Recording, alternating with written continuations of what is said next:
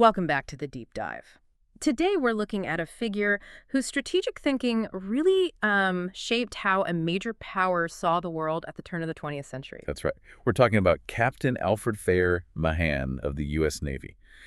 His ideas didn't just comment on history, you could argue they actively helped build the future of American foreign policy. Absolutely. And we're going deep into his essays, specifically those written between, 1890 and 1897, a really crucial period. A very crucial period. These writings laid out a kind of blueprint, maybe the clearest one we have, for modern American global strategy. He saw this huge continental nation. Right. And basically said, okay, now we need to look outward. We need to look to the sea. So our mission here is to unpack those core arguments. It's not just about, repeating sea power is important. We want to get at the why behind it. Yeah, the reasoning, the philosophy driving it, things like the push into the Pacific, the need for control in the Caribbean, and this huge fundamental shift away from isolationism. It really is a story about transition, isn't it? And Mahan himself flagged this moment, what he called an interesting and significant feature of his time. He did. He noticed America starting to turn its eyes outward, as he put it, instead of inward only, looking for the country's welfare beyond its own borders. Which flew directly in the face of this long-held idea of American self-sufficingness. Oh, completely. That belief, that America could just take care of itself within its own borders, that wasn't just some vague notion. It was actual government policy for decades before Mahan really started publishing his major works. You mean the protectionist policies? Exactly. You have to grasp the sheer inertia he was up against. For, as he said, nearly the lifetime of a generation, the main policy was all about protecting the home market for home industries. And it worked, politically speaking. It won elections. It absolutely did. It asserted itself successfully at the polls again and again. The message was simple and popular. Protect American jobs. Protect American factories from foreigners. Keep the foreign goods out. Pretty much. Mahan argued that both employers and workers were, systematically taught to see any foreign producer as hostile. So the nation got rich, but Mahan thought it wasn't really because of this protectionism. Well, he credited it more to the sheer superabundant bounty of nature. All the resources being pulled out of the ground and the vast internal market. He felt American manufacturing wasn't necessarily becoming globally competitive because of protectionism. And the result, he believed, was that the national mind got totally fixated on the internal market, just looking inward. And if you're only looking inward, you're missing things happening outside. Opportunities, maybe dangers too. That's the core of his critique of isolation. But he also felt that Americans, by their nature, wouldn't stay in that sluggish attitude, as he put it. Once they saw the potential for foreign gain, they'd go for it. So the energy was there, it just needed to be directed. Right. Directed not just into making stuff, but into projecting power outward to secure markets and trade routes. Okay, so how did he build that logical bridge from we need to sell stuff overseas to we absolutely need a powerful navy? He famously used Great Britain as his prime example, right? Exhibit A, definitely. He laid out this chain, this sort of logical sequence of maritime power that he believed explained Britain's wealth and greatness. What were the links in that chain? He broke it down into three core components. First, you have products, what your nation actually makes or grows. Stuff to sell. Right. And if you're a dynamic country like the U.S., you're eventually going to produce more than you can consume at home. So you need the second link. Markets. And not just any markets. Distant markets. Because the home market is, by definition, saturated or getting there. And then the crucial third link.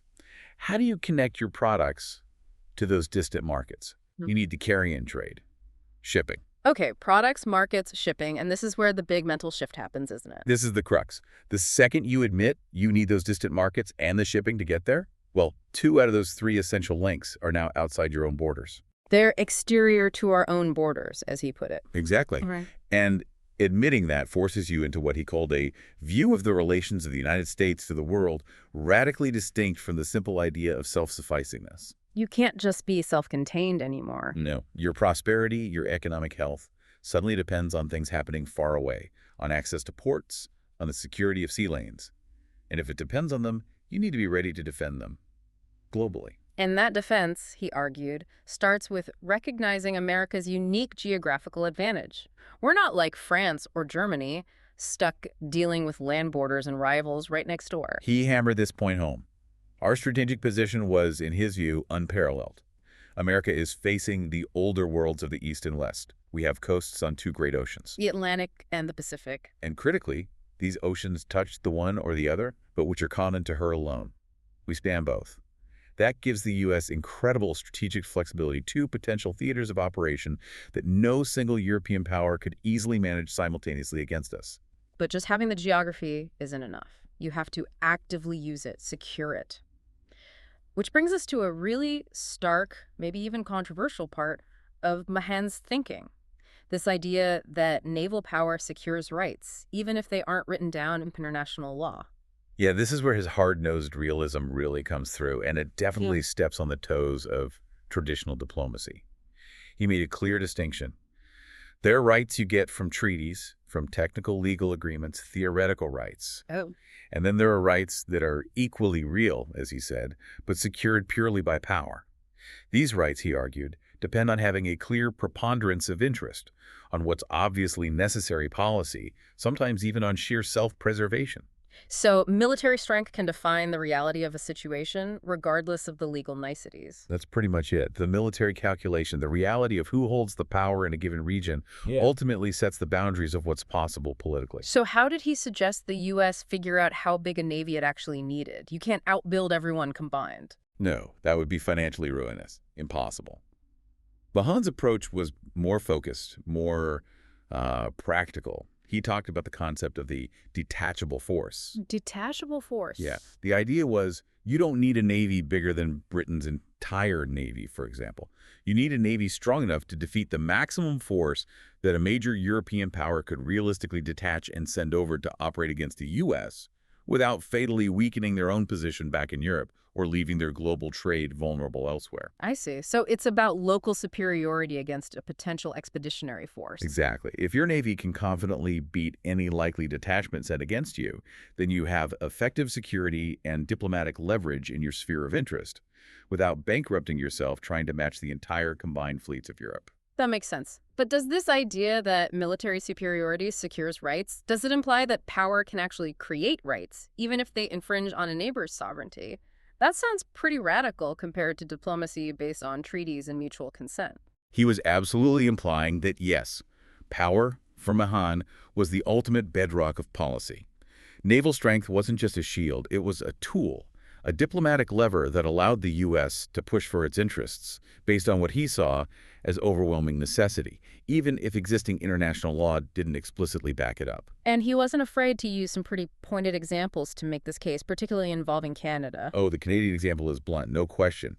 He basically argued that if U.S. coastal cities were secure from naval attack, then America's superior population and land power effectively lay open the Canadian Pacific as well as the frontier of the Dominion to do with as we please. Wow. It's stark. The simple military fact of U.S. size and proximity created an overwhelming pressure that, in his view, would ultimately dictate diplomatic outcomes with Canada, regardless of legal sovereignty. But diplomats don't actually talk like that to each other, do they? No, he acknowledged that. He said diplomats don't wave these disagreeable truths around. They look for a modus vivendi, a practical way to get along. But crucially, the foundation for that practical arrangement is the underlying military reality, the leverage the stronger power possesses. So the nation that can demonstrate the greater interest and back it up with credible force is the one whose policies are likely to win out in the end. That's the tough takeaway from Mahan's strategic view. Naval power isn't just nice to have. It's the essential precondition for effective diplomacy and for asserting what he considered America's real necessary rights on the world stage. And this thinking leads us straight to the geographical focal point that dominated so much strategic thought: the isthmus. Right, the Isthmus of Central America, this narrow strip of land that obsessed explorers for centuries, going right back to Columbus and his great idea. That idea of a quick, easy sea route connecting Europe and Asia, the Mediterranean world and the Eastern Ocean, it was a powerful dream. Mahan really loved digging into this history. He saw the Mediterranean itself as a sort of historical model, didn't he? He did. A kind of incubator for early European civilization, connected by the sea. Columbus's dream, in Mahan's framing, was to replicate that on a global scale, linking the whole family of nations across the oceans. But even by the late 19th century, finding or creating that link remained, as Mahan put it, the problem and the reproach of mankind. And the irony, as you mentioned, is that Columbus himself, on his very last voyage, sort of proved how hard it would be. It's incredible. On that final trip in 1502, desperately searching for a strait to Asia, he sailed down the coast, from Honduras to Portobello. And what did he find? Just the obdurate shore, as Mahan called it, solid land. No natural passage. No. He confirmed there was no break in the landmass between Trinidad and the Yucatan Peninsula. And Mahan points out, fascinatingly, that every single potential site ever seriously proposed for an interoceanic canal lies within that exact 1,200-mile stretch of coastline Columbus surveyed. So once it was clear there was no natural shortcut, the Isthmus and the Caribbean didn't just fade in importance. They became a battleground. Oh, absolutely. A strategic focal point for centuries of European conflict. Why? Because the Isthmus and the West Indies were the choke point for Spain's wealth. The silver and gold from Mexico and Peru that fueled its power. Control the choke point, weaken Spain. Exactly. So controlling this region became crucial for influencing the balance of power back in Europe. Any major European war inevitably spilled over into the Caribbean. Mahan brings up some key historical examples. Cromwell's efforts in the 17th century. Right. Oliver Cromwell, the Lord Protector, didn't just send fleets to raid Spanish ships. He made a calculated strategic move against Spain's possessions in the West Indies. His goal wasn't just loot. It was about challenging Spain's whole monopoly, gaining dominance in the system. And taking islands like Jamaica wasn't just about the island itself. No, Mahan saw it as Cromwell viewing these islands as strategic stepping stones, bases from which to project power and eventually gain control upon the adjacent continent. The ultimate goal was always influence over the mainland, using the islands as forward positions. And this idea, this strategy, it became official state policy later on? Under William of Orange, yes. The sort of semi-official piracy and buccaneering efforts became consolidated into a clear national objective. Controlling the sea communications between the Atlantic and Pacific was explicitly stated as a war aim during the War of the Spanish Succession around 1702. This region was consistently a major theater. But trying to actually seize and hold territory on the isthmus itself proved incredibly difficult. Nelson's failed campaign is a prime example. Oh, Nelson's 1780 expedition is a grim story. He was just a young captain then, leading an attempt to capture the San Juan River route in Nicaragua, the path via Lake Nicaragua, which many thought was the most promising canal route. And it was a disaster. A complete disaster. Not just because of the climate disease wiped out huge numbers of the British forces, but also because the Spanish defenses were much stronger than anticipated. They knew the value of the place. They absolutely did. Mahan notes the Spanish had built 12 different fortified positions along that river, between the lake and the sea. It showed they understood the vital military importance of controlling that route. Nelson's failure really underscored how hard it was to project and sustain power on the isthmus itself. So after all these centuries of struggle, what was Mahan's big insight? If simply grabbing the land was so hard, what was the key? The key wasn't the land itself. That was his crucial military takeaway.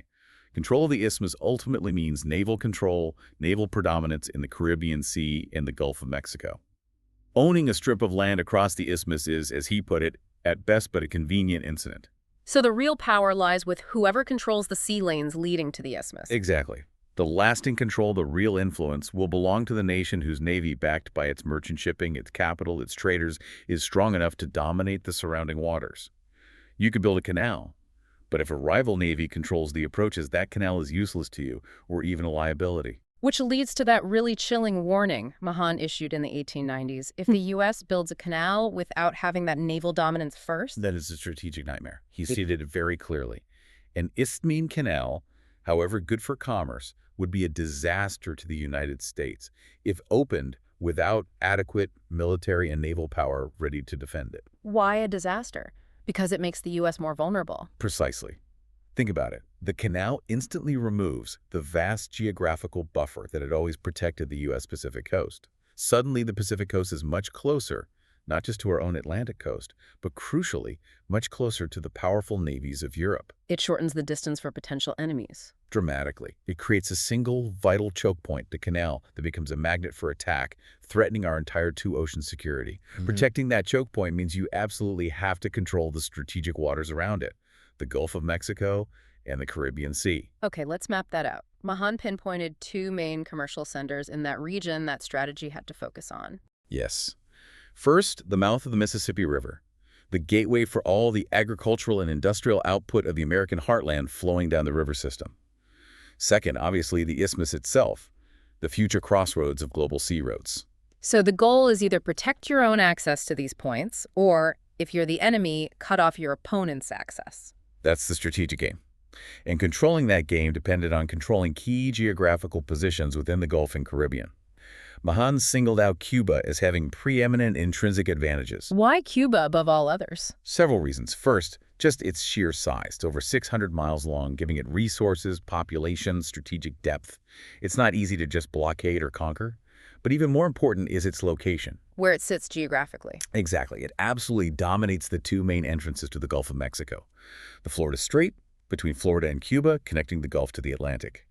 And the Yucatan Passage, between Cuba and Mexico, leading down towards the isthmus. So if a hostile power held Cuba, They'd have a stranglehold.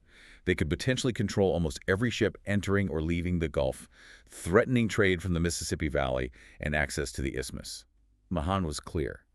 If you want to control the Gulf, you have to reckon with Cuba. what about smaller islands? Jamaica, for instance, held by the British? Jamaica was much smaller, maybe only a tenth the size of Cuba, but still vital as a British naval base, a stepping stone, as Mahan termed it, echoing Cromwell. But the lesson he drew here was crucial.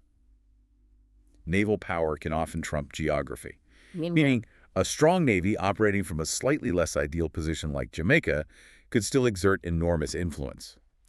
Conversely, even the best geographical position, like Cuba, would be vulnerable if its possessor had an inferior navy. The fleet is the key. The base is only as strong as the navy that uses it. Makes Right. sense. Beyond Cuba and Jamaica, Mahan also stressed controlling the passages into the Caribbean Sea itself from the Atlantic. Right, because the Caribbean is sort of walled off by that long chain of islands running from Cuba down through Hispaniola and Puerto Rico towards South America. You need to control the gaps, the passages. Which ones did he highlight? He specifically pointed to the importance of Samana Bay in the Dominican Republic, which controls the Mona Passage between Hispaniola and Puerto Rico, and also the island of St. Thomas, then Danish, which commanded the Anegada Passage and other routes further east. So controlling Cuba, Jamaica, Samana Bay, St. Thomas, that gives you a lock on the whole approach to the isthmus. Fundamentally, yes. Possession or control of these key points determines who really holds sway over the entire strategic maritime landscape leading to Central America. It's like a giant chessboard, and these islands are the critical squares. Okay, so that's the Caribbean picture. Now let's shift westward, across the continent, to the Pacific. Mahan clearly saw America's future pushing out there as well, and the situation in Hawaii in 1893 seems to have been a major turning point in his thinking. Absolutely. January 1893, the revolutionary government in Hawaii suddenly asks for annexation by the United States. This forced the issue.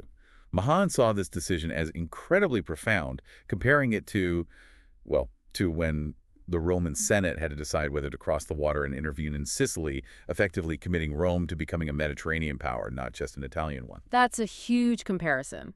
He's saying Hawaii was America's Sicily moment, deciding whether to become a truly Pacific global power. That's exactly the weight he gave it. It was a choice. Stick with the old inward-looking continental focus or embrace a future as a global maritime empire. And Mahan was adamant that the U.S. couldn't just ignore the question. Geopolitics wouldn't let it. He had that line, absolute inaction in such a case is a decision as truly as the most vehement action. What did he mean? Why was doing nothing so dangerous? He meant that standing still was effectively going backward. We can now advance, he wrote, but if we do not advance, we recede. The world was changing. If the U.S. turned down Hawaii, another major power he was likely thinking Britain, maybe even Japan eventually, would inevitably step in and take it. And that would be a disaster for the U.S. A huge strategic setback. Inaction meant deliberately allowing a potential rival to gain a crucial mid-Pacific base, directly threatening the entire West Coast. So, choosing not to act was, in itself, a major strategic decision with serious negative consequences. What made Hawaii so special? Why was it more valuable than any other island out there? It wasn't primarily about sugar or trade, though those existed. Its value was overwhelmingly strategic. Mahan called its geographical and military importance unrivaled by that of any other position in the North Pacific. Unrivaled. Why? Location, location, location. It sits almost perfectly positioned on the main sea lanes between the U.S. West Coast and Asia. It's also isolated, hard for anyone else to easily support. He argued its necessity to the United States, with its growing population and long Pacific coastline, was far superior, more urgent, more vital than its value to distant powers like Britain or Canada. But Mahan wasn't just thinking about competing with Britain. He also looked further ahead with a kind of geopolitical anxiety about the future of Asia, particularly China. Yes, this is a fascinating, almost prophetic part of his analysis. He voiced this concern, this fear, that the immense population and latent power of China might eventually burst her barriers eastward, a massive migration or expansion across the Pacific. And the U.S. role in that. Because of America's position on the eastern Pacific Rim, and because of, well, the existing anti-Chinese sentiment and exclusion policies in the U.S. at the time, Mahan argued the U.S. was naturally indicated as the proper guardian of a key outpost like Hawaii to manage or counter this potential future movement. So taking Hawaii wasn't just about getting a base for the U.S. Navy. It was equally about denying that base to anyone else. That was the critical negative advantage, yes. Mahan put it very precisely.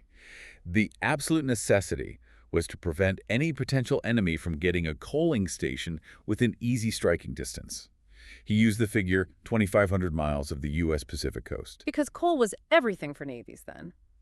It was the lifeblood. Steam navies couldn't operate far from coaling depots. Those modern monsters of the deep, as he called warships, would die of inanition without coal.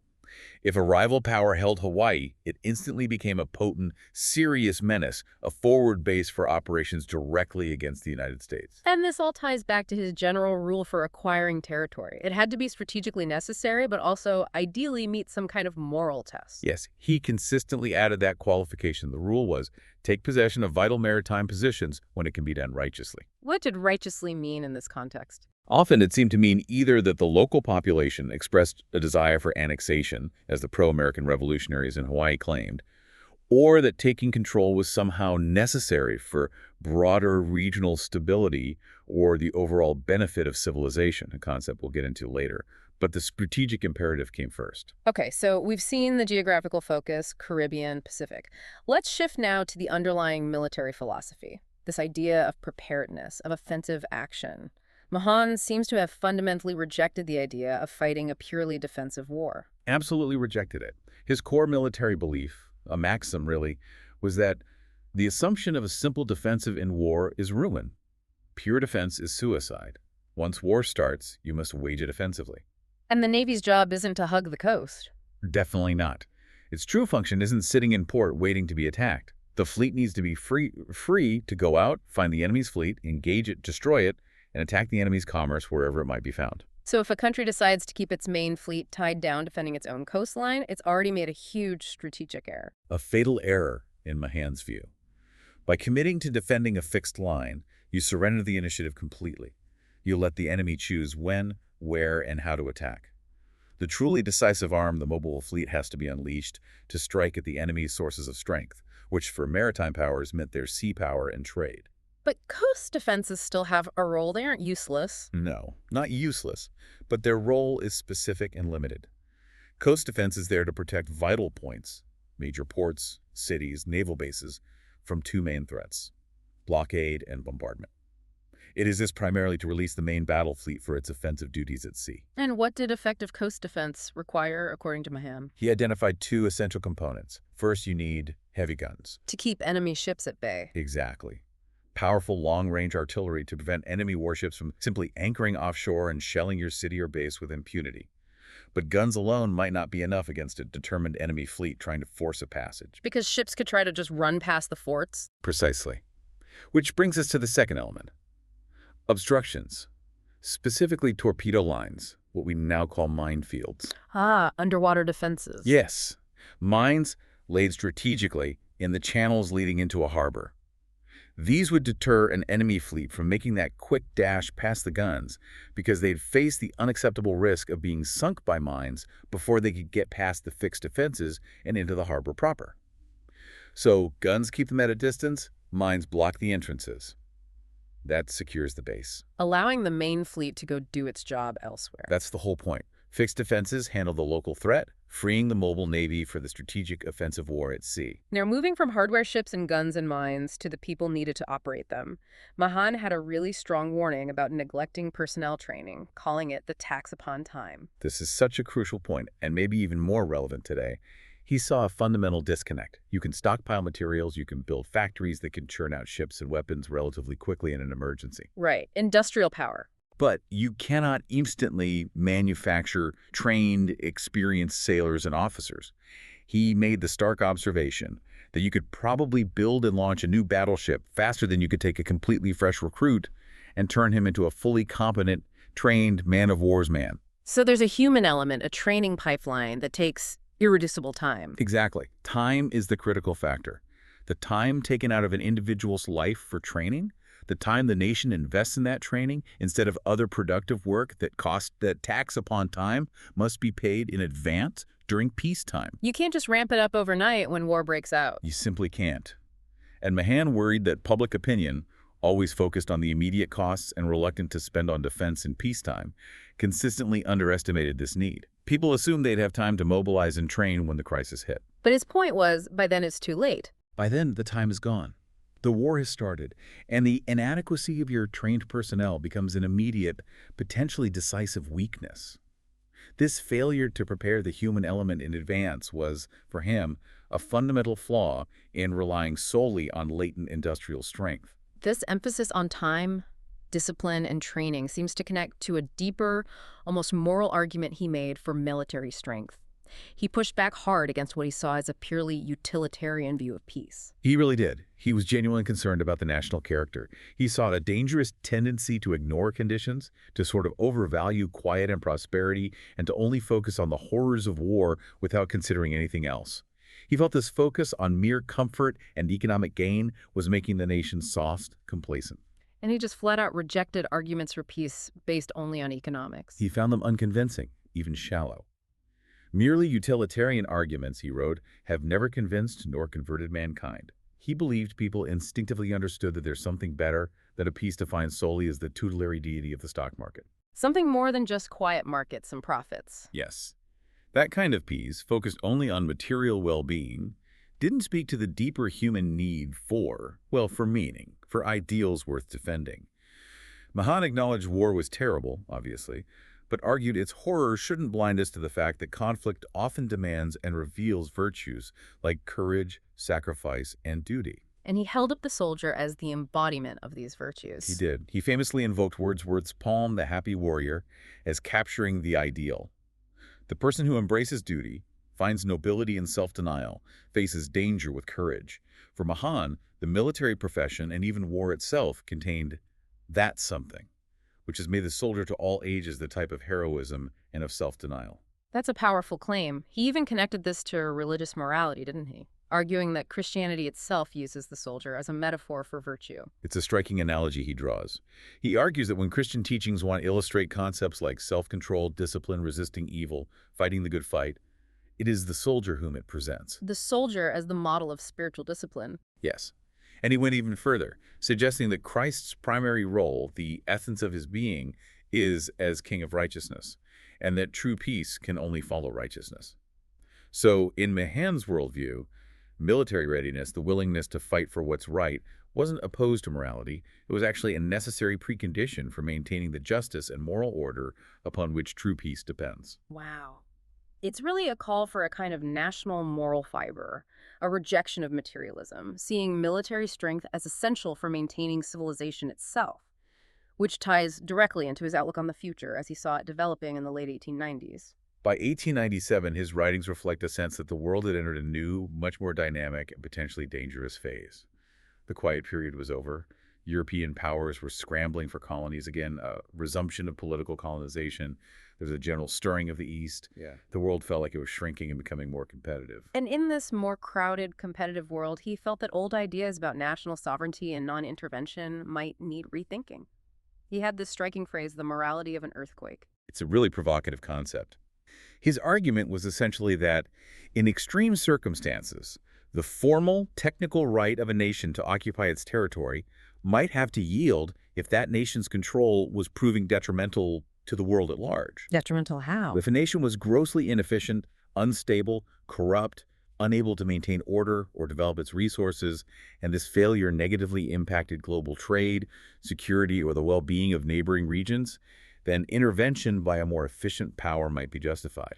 He believed law ultimately had to serve equity or the greater good. So essentially, if a country isn't using its resources or territory effectively or is causing instability, it might forfeit its right to absolute sovereignty in the eyes of the world.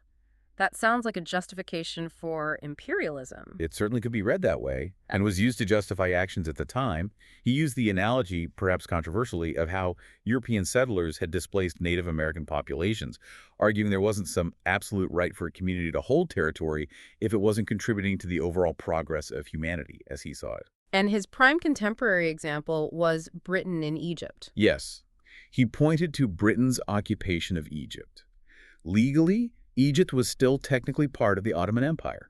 So Britain's presence was a technical wrong against Turkish sovereignty. But Mahan argued it was justified by broad considerations of moral expediency, Sure. meaning Britain brought stability, financial order, improved infrastructure, and ensured the Suez Canal remained open and secure for international trade. This benefited Egypt itself, he argued, even if the Egyptians might not have agreed or voted for it, and it benefited the world. Therefore, despite the legal issues, the intervention was, in his view, morally justifiable because it served the greater good of global order and commerce. That's a challenging argument. Shifting gears slightly back to naval warfare itself, Mahan strongly opposed a recurring idea, the proposal to make private merchant ships immune from capture during wartime. Oh, he had no time for that idea at all. He called it the dream of the weaker sea belligerents in all ages, basically. Something nations without strong navies always wanted, because it would neutralize the advantage of nations with strong navies. Proponents often compared a merchant ship at sea to a private wagon on a road, arguing both should be left alone. Right, and Mahan said that comparison was completely flawed. It ignored the fundamental strategic role of maritime commerce. Which is what, in his view? He argued that sea trade performs the precise nourishing function that the communications of an army supply to the army. Commerce is the nation's lifeline. It brings in vital raw materials, it carries out exports to pay for imports and fund the government, it generates the wealth needed to sustain a war effort. So attacking enemy merchant ships isn't just random destruction, it's a direct attack on the enemy state's ability to wage war. Exactly. Attacking commerce, he said, means attacking the state's essential communications. It intercepts its nourishment, starves its life, cuts the roots of its power, the sinews of its war. He was absolutely emphatic about this. He called it the most deadly blow. Blows against commerce are the most deadly that can be struck, he wrote. Whether through blockade, like the Union blockade of the Confederacy, which he saw as decisive, or through capturing individual ships, destroying enemy trade was a primary, legitimate, and highly effective tool of naval warfare. Exempting it would be strategically nonsensical for a strong naval power. Okay, so conflict is central to his thought, but what about cooperation? He had some interesting views on the relationship between the U.S. and the other great sea power, Great Britain. He didn't favor a formal alliance, did he? No, not a formal binding treaty alliance. He thought that was premature and artificial, given the political realities and historical suspicions of the 1890s. Too much baggage. But he did want closer ties. Very much so. He strongly advocated for working towards what he called cordial cooperation. This wouldn't be based on treaties, but on a shared understanding, a recognition of the radical identity of spirit he believed existed between the two English-speaking nations, despite surface differences. And what was the basis for this cooperation? Shared values.